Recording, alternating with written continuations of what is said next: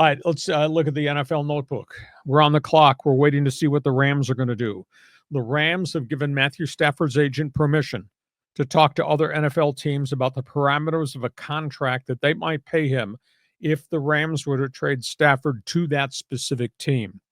Stafford, he's got 2 years left on a deal with virtually no guaranteed money.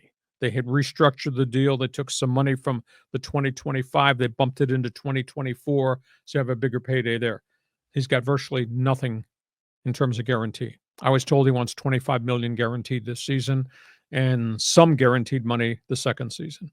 That's a star quarterback, no doubt about it, but he's also 37 years of age. This has not been helped by the comments made by Les Snead, the general manager, that maybe we should have a different type of quarterback.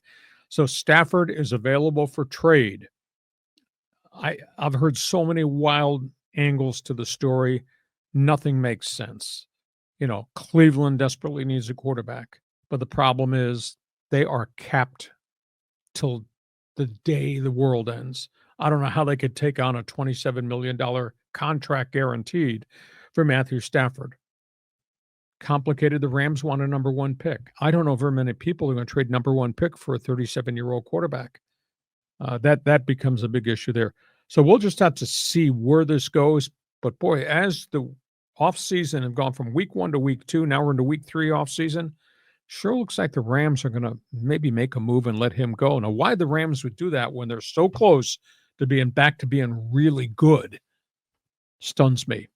Second topic, Chargers. Speaking of leaving, everybody that I know around the league is reporting that Joey Bosa is going to be released.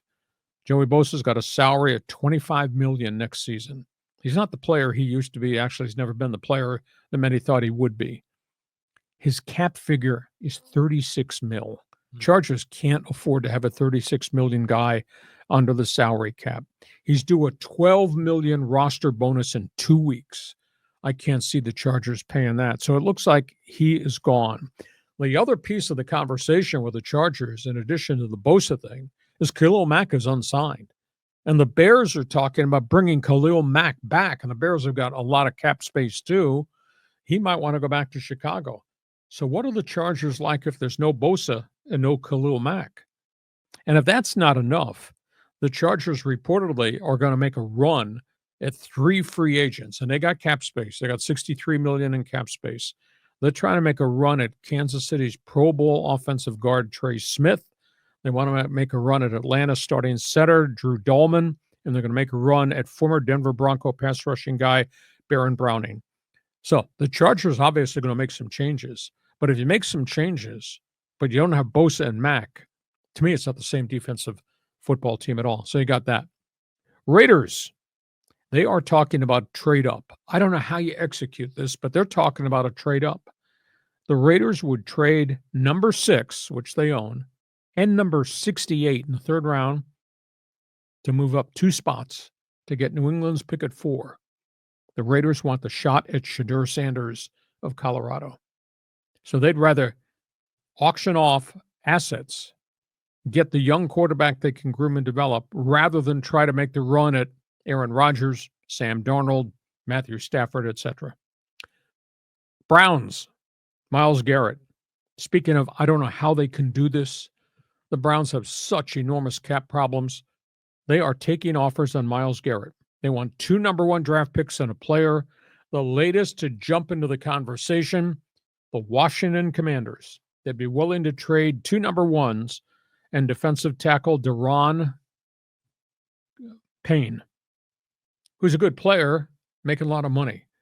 I don't know how Cleveland could take that on, because Cleveland is over the cap, and they take a cap hit if they trade Myles Garrett. But evidently now, since he doesn't want to be there, they're going to push him out the door. And Pittsburgh, I like this acquisition. He can run routes. He is a grinder of a blocker, and he catches passes. Steelers had just signed Donald Parham, the ex-Charger tight end, who was pretty productive when he wasn't hurt. Yeah. So Pittsburgh starting to move some people in to try to fix that Neanderthal offense that they've run. So, John, those are the problems. You're the general manager of the Rams and the Chargers. Go ahead, solve the Raiders quarterback thing. What do you do in Cleveland? And go ahead.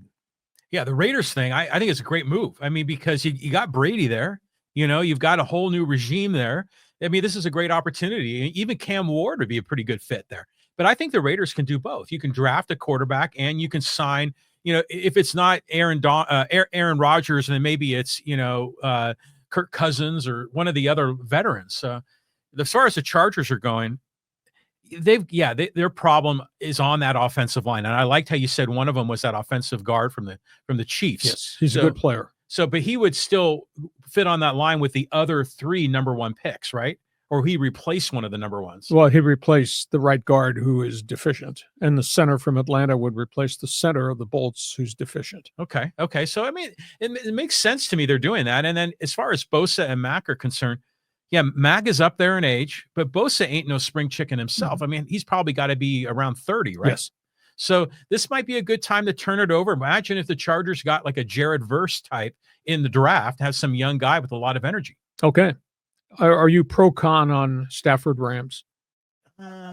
It's weird because who are you going to get to replace him? They're not going to get a high draft pick unless they're thinking about making a big move in the deal. Or maybe they're thinking of one of those veterans. I have no idea, but if they want to switch to this kind of a mobile quarterback, a guy that can run out of the pocket, maybe a running threat, well, that ain't Stafford. Who is it? I mean, who do they have to replace him? No, at this point, nobody. The backup is Jimmy G, and Garoppolo's a free agent too and hasn't played. And the third quarterback is Stetson Bennett, who's now not played in 2 years because he had all types of mental health issues. Well, they've obviously got an idea of who they want to put in that spot if they're willing to jettison Stafford. But Stafford, you were hoping he would retire a Ram, don't you?